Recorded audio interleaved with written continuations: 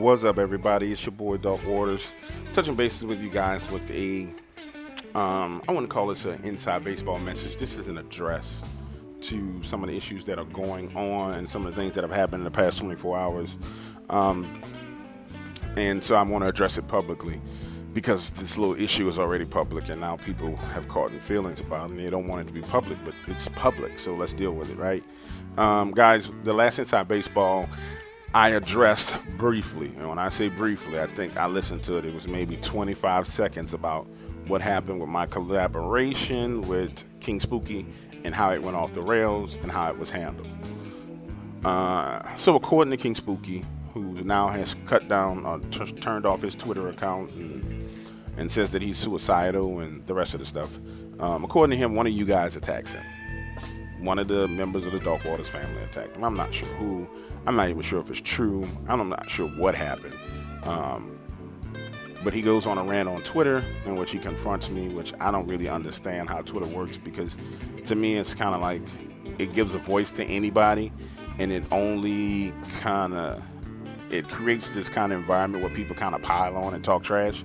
So he addresses me on Twitter, offering my phone number to talk. He continues to offer my phone number again to talk and tell him, let's talk like a man. It goes back and forth, and then it spirals out of control, and it ends up with me telling him he's lying, and then he tells me if he's lying, then prove it. Now, these things you can't see because he's since deleted his Twitter account, and it's gone. So out there right now, all you see is my side of the story, where you see me posting every email and every communication he and I have had. But I'm going to quickly walk you guys through what happened, what really happened when it pertains to King Spooky. So when I was on the Going to Coast to Coast AM radio interview, King Spooky sends me a message. Now keep in mind, I had messaged him about 4 months prior to that and asked to do a collaboration. But he sends me a message and says, hey, can you mention my name on a Coast to Coast AM interview? I let that message sit there for a while, right? The message exactly was, hey, can you mention me on Coast to Coast AM interview? I know this seems and sounds a little dickish, but hey, I'm just wanting to ask, right? And so what I do is I proceed to let it sit there for a while because I'm trying to decide what to do. And then I come back and I'm like, this guy's playing me like I'm an idiot, right? So I'm like, no, I'm not doing that, bro. That's not cool. But later on down the road, we could work together. We should do something. I figured that was a way to work it out to where it wasn't, it was being reasonable, right? And so moving forward, I'm getting ready to go on Jason Hawes' interview with Paranormal Reality Radio. I reach out to him and say, hey, I'm going on this interview. Why don't we do a story? I play one of you play one of my stories, or you record one of my stories. I add the music, I add the sound, we play it on the interview. I mention you in the interview, and I talk about myself in the interview, right? Essentially, that was done.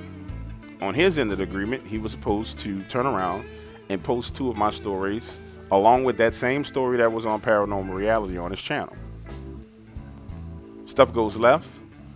He decides he doesn't want to post it because of copyright reasons, which, hey, at the end of the day, I mean, to me, it was an excuse, but it was a great excuse. And if he would have got copywritten, then it would have been a problem. And I agree with him on that. I think it was a cop-out, but nonetheless, he had a great excuse for not doing it, right?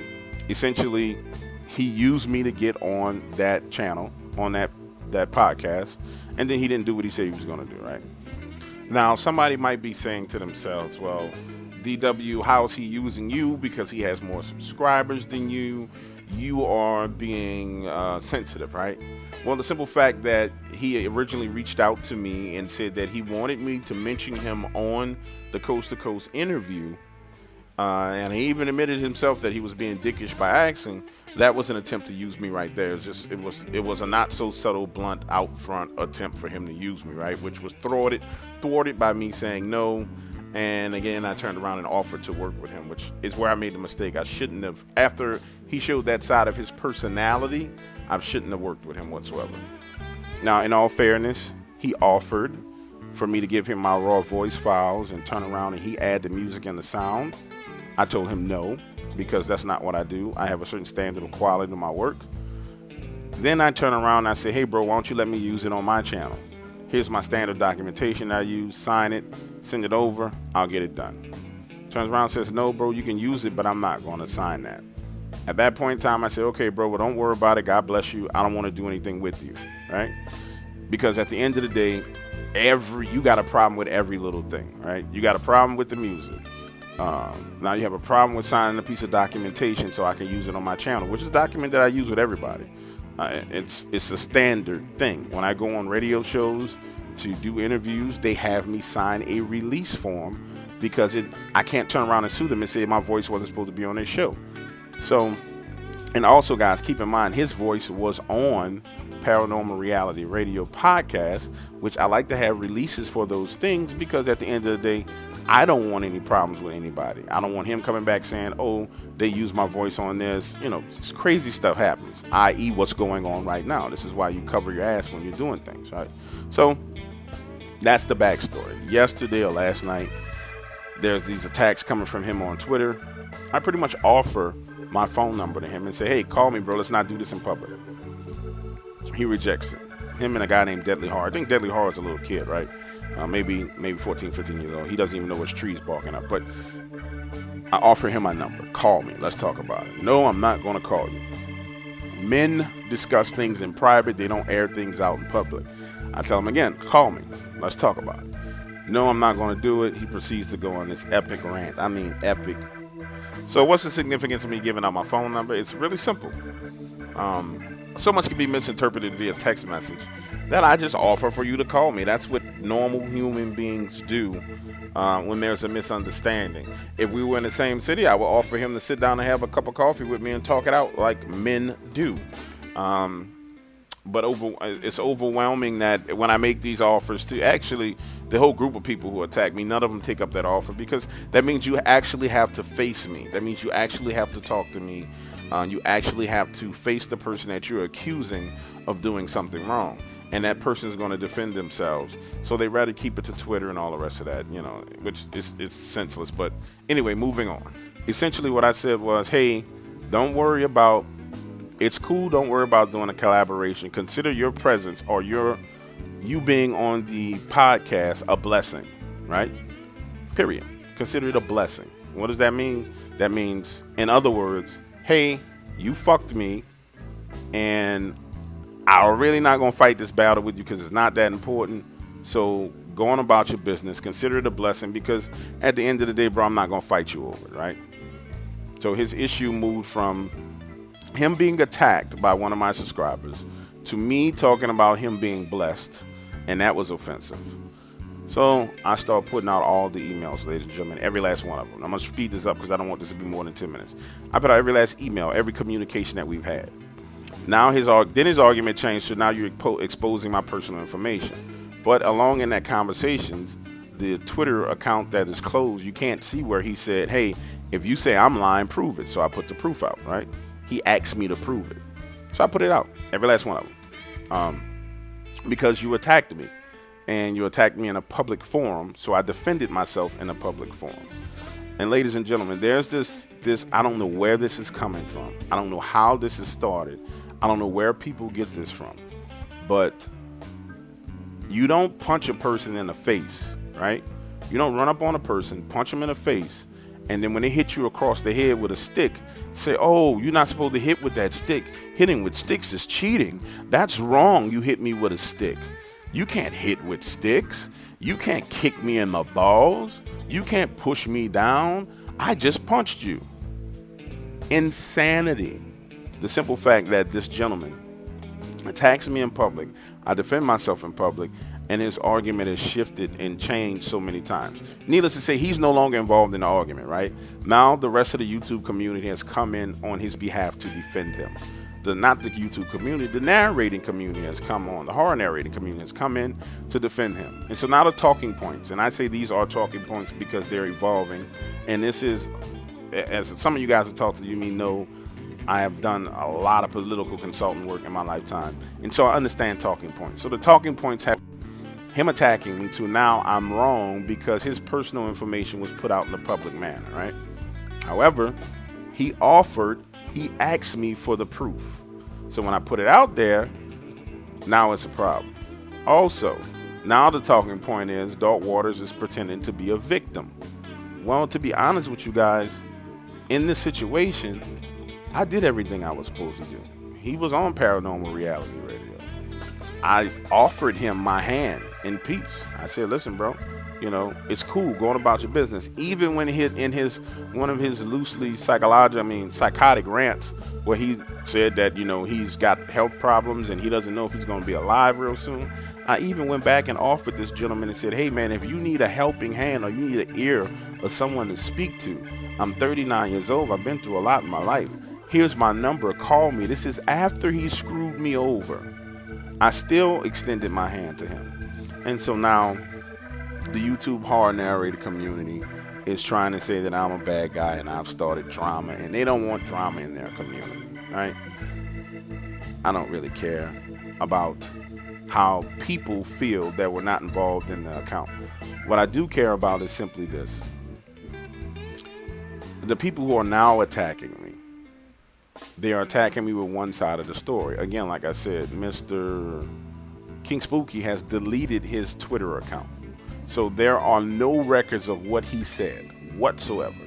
None of the curse words, none of the slanders, none of the slurs. There's every record of what I said, and that's not coming down. I'm going to leave that there because I stand by what I say, period. And I'm going to stand by what I'm going to say next. There are these attacks that are coming now on his behalf. It's kind of like, that kid in your neighborhood who started all the fights.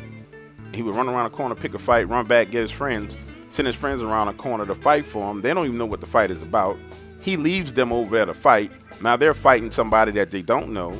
They don't know what's going on. They don't even know why they're fighting, but they're just fighting, right? Because they want to be right, and someone needs to be wrong, right? Well, guys, I'm not the one that's wrong here. I'm not your piñata for you to beat on. I'm not that person. So this portion of this message is addressed to Corpse Husband, Unit 522, Rainer, Deadly Horror, every last one of you people who have attacked me on Twitter. I'm not going to respond to you on Twitter anymore.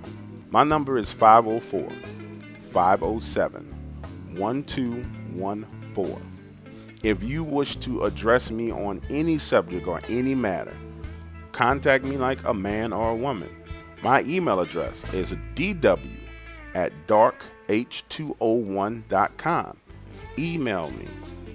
Contact me on any matter that you're concerned with. The thing between me and King Spooky is between me and King Spooky. As far as I was concerned, it was over once he shut down his account because there was nothing else he said. Now, you guys can let it go. You can proceed. You can move forward. You can do whatever you want to do at this point in time. I will adjust and I will handle what I do next according to that. But I do want to put it on record what happened, what was said, how it went down, and everything else, because you guys have a miraculous and marvelous way of twisting and spinning the truth. And when it's about 15, 20 people spinning the truth along with their fans on Twitter, which is nothing more than a talking points, like a talking point memo where you get these little minute talking points that someone can like and only read a portion of it and not read the whole story, it spins out of control so fast it's ridiculous. So that is my offer to you. That's my number. That's my email address. You can contact me if you like. You don't have to. I don't know any of you guys anyway. I've never done anything with you anyway. So I stand to lose nothing, right, in this conflict. I stand to lose nothing at all.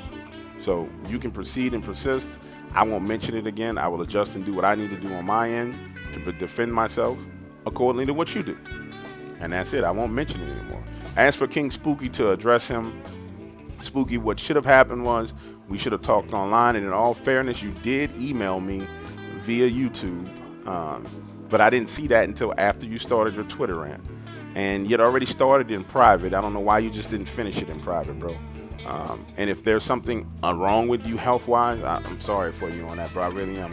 And like I said, my ear is always here for you when it comes to you and your personal health and anything going on with you. But as far as it pertains to you attacking me or trying to discredit me, you were wrong. I won't stand for that. And don't do that again. And last but not least, to reiterate this one more time to the members of the Dark Waters family, ladies and gentlemen, you beautiful people that make up this family of 11,000, maybe 615 people and growing every day, I appreciate you. I love you. I am thankful for you. I am blessed to have you in my world. I speak to many of you every day. and there's about 10 to 15 of you guys in a rotation that I talk to, maybe twice a week. I will ask that in the future, if anything like this happens again, that you do not, under any circumstances, attack one of these gentlemen or one of these ladies, simply because it serves as a distraction moving forward. There are mega huge things that I would like to work on and things that I would like to do. I'm not saying that you guys actually did. I'm not sure if anybody did attack this man because he refused to prove or say who did it. But just for the record, I don't condone it. I don't like it. I don't want it. We are better than that. We're bigger than that. We, as a Dark Orders family, have made history, and we're on the path to do it again and again and again and again and again. The things that we've done have been amazing, and there are many more amazing things that we have to do in the future. So we don't want to get bogged down in these type of engagements with people who will simply waste time and waste energy. But in this case, I do have to address it because that's just a part of the game, and so I'm addressing it. I love you guys. You are, man, you guys are miraculous and amazing, and I appreciate each and every one of you. Guys, if you haven't got your Dark Orders t-shirt, you need to go get it. Like, come on, really. Like, I think we sold 5, literally 5 in the last 24 hours. So you can get that Dark Orders t-shirt. There's the V-neck. There's the scoop neck. Women, if you want a V-neck, you can buy a V-neck. Guys, I don't advise that you run around with a scoop neck ladies t-shirt on. That's not really cool. I wouldn't do it if I was you, but there's a scoop neck, there's the V-neck, $21.99 at the website, www.darkh201.com. Go to the shop tab, click the banner, it'll take you over, and you will you'll be able to purchase your t-shirt, and we will get it out to you and get it done. Again, guys, I love you. I appreciate you. I could not ask for better members of a family.